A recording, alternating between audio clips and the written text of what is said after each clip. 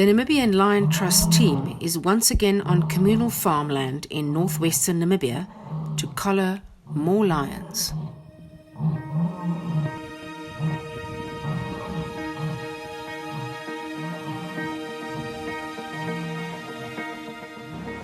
This terrain is hugely challenging, but with the human-wildlife conflict escalating due to our 8th year of drought, finding solutions is the toughest of all. So why do we do this? Collaring for conservation enables the Namibian Lion Trust to better protect wildlife, in this case lions, at the same time supporting these farmers who have to share habitat with conflict wildlife. It is no easy feat trying to make a living in this part of the world. Using GPS satellite collars, we're able to monitor the lions' movements in relation to settlements, livestock bomas, and the herds. By sending out early warnings to the farmers, they then have time to protect their animals before the conflict takes place. However, we don't only collar lions to protect them from conflict. We are also interested in their biology, so to speak. By taking measurements, drawing blood, checking on the lion's state of health, possible disease threat, etc., are also of importance. In preparation for collaring, our team of lion guards set up trail cameras and spend their days and nights tracking groups or individuals to best identify which lions should be collared. At last, we are now in place, close to a natural fountain, where fresh tracks of a lioness and her sub-adult daughter were seen early this morning. We hope that they will return to water tonight. So, we are out yet again to try and find some of the lions that live in this core area. Essentially, we need to collar in a core area, in other words, a protected area for these animals, because we want to try and monitor where they go and when they go onto farmland. Apart from the biology and the research, movement patterns, all that kind of interesting stuff. But for now, at this point in time, it is essential that we can monitor their movement in relation to the conflict that they might be causing. So, we're back here where we were in June, in the hope that we can find one or more lions. Sadly, the one male that we collared in June has since been poisoned.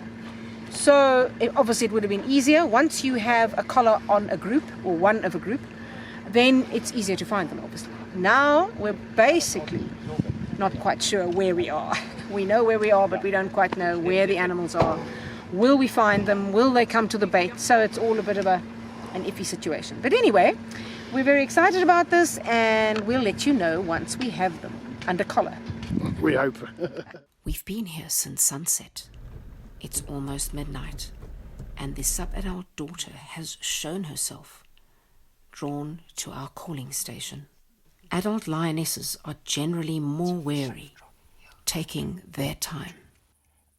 1 milligram, but you can go up to 3 milligram per kilo. Any noise or movement will alert them, and they may not return. The lioness appeared soon after, and our veterinarian Dietout accurately placed the immobilizing dart. As she fell asleep, she called for her daughter. What a moment!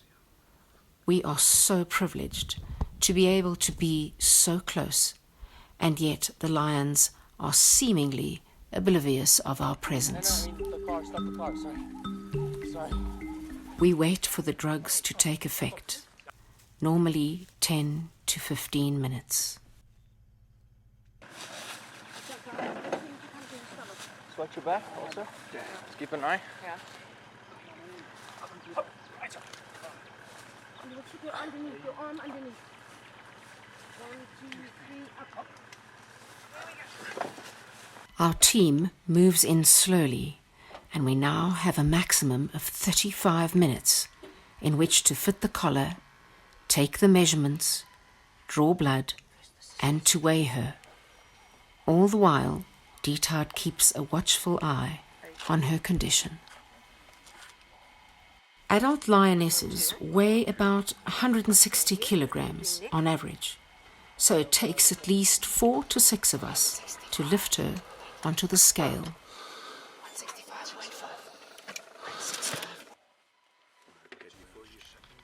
Each of us has a job to do with as little noise as possible.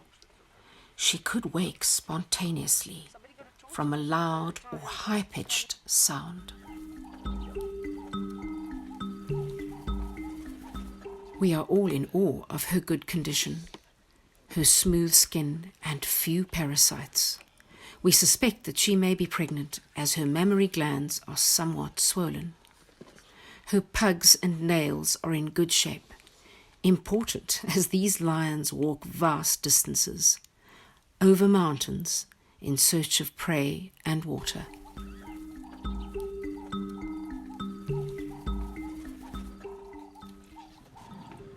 Collaring for conservation is embedded in the Namibian Lion Trust's mission.